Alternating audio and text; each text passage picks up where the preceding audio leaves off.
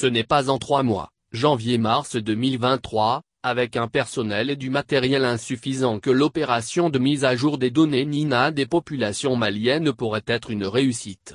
Le ministre de la Sécurité intérieure, le général Dahali Mohamdine doit revoir sa copie. Par décret N-2022-0639/PTRM du 3 novembre 2022, le président de la transition, colonel Assimi Goïta, a signé le décret portant sur l'institution et la réglementation de la carte nationale d'identité biométrique sécurisée. Une disposition du décret souligne que le système de gestion et de production de ladite carte est placé sous la responsabilité du ministre chargé de la sécurité.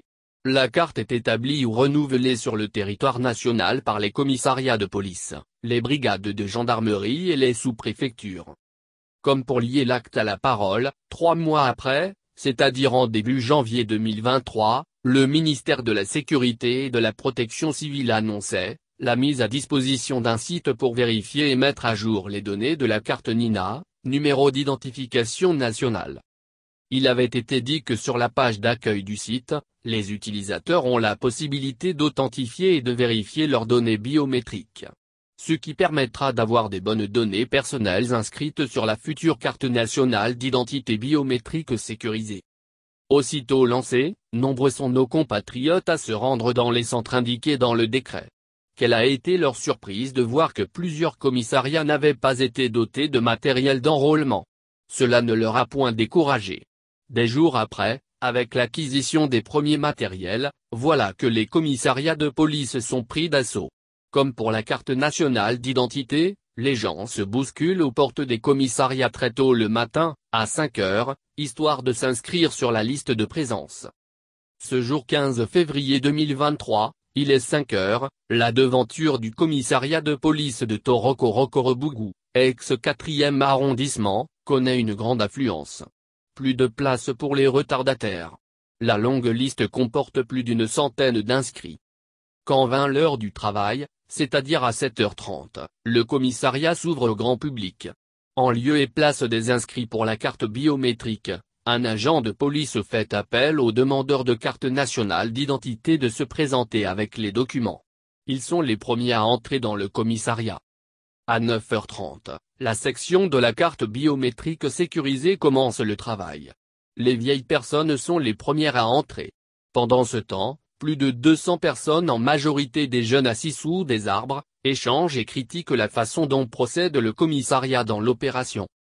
De leurs échanges, on retient grosso modo que les problèmes sont entre autres, l'insuffisance d'agents chargés de la collecte des données, la faible quantité d'appareils pouvant prendre les empreintes et autres. Nous sommes plus de 200 à nous inscrire. Ce n'est pas 2 agents avec 2 machines qui peuvent faire ce travail, surtout que l'identification d'une seule personne peut prendre plusieurs dizaines de minutes, a déploré Famoussa Keïta. Une autre difficulté, c'est quand l'agent en plein travail dit que son appareil est déchargé. De 2 agents, les demandeurs se retrouvent avec un seul pour ce commissariat. Chose incompréhensible pour Djenebou Soukou. Autre difficulté. Contrairement à ce qui avait été annoncé dans le décret, l'opération de mise à jour des données NINA n'a toujours pas débuté dans les sous-préfectures. Pourquoi? Pour l'heure, le ministère de la Sécurité n'a jusque-là pas donné d'explication. Au tout début de l'opération, les gens venaient en nombre. Puisque nous leur avons dit que nous n'avons pas été saisis pour faire ce travail, ils ne viennent plus, a affirmé un personnel d'une sous-préfecture joint au téléphone. Troisième grande difficulté. Si au début de l'opération, il était possible de vérifier et de mettre à jour ces données, depuis un certain temps, le site semble rencontrer des difficultés. Via mon téléphone, je n'arrive pas à accéder au site. Après plusieurs tentatives, je suis obligé d'aller dans un commissariat de police. Pourtant, si le site est fonctionnel, les attroupements devant les commissariats et autres brigades de gendarmerie allaient diminuer, a affirmé Mamadou Douambia, conseiller municipal. Dans l'enceinte du commissariat, nous avons pu avoir les impressions de 2 agents chargés de la collecte des données, qui ont accepté de se prêter à nos questions sous anonymat. Selon eux, cela fait des jours que l'affluence est au rendez-vous mais, qu'ils font de leur mieux pour satisfaire les demandeurs.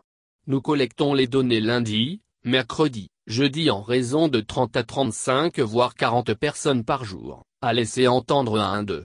À la question de savoir s'ils ne peuvent pas enregistrer plus, ils avancent que le travail est délicat à remplir et il faut beaucoup d'attention pour le faire. Pour éviter de commettre des erreurs, nous sommes obligés de prendre un nombre assez limité.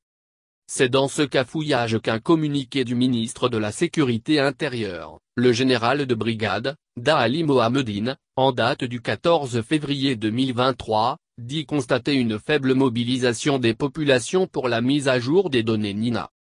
Pour beaucoup de demandeurs de cartes, le communiqué n'a sincèrement pas sa place. Ils estiment que le ministre est en total déphasage avec les réalités du terrain. Les commissariats sont bondés de monde jusqu'à ce qu'ils n'arrivent pas à satisfaire les gens.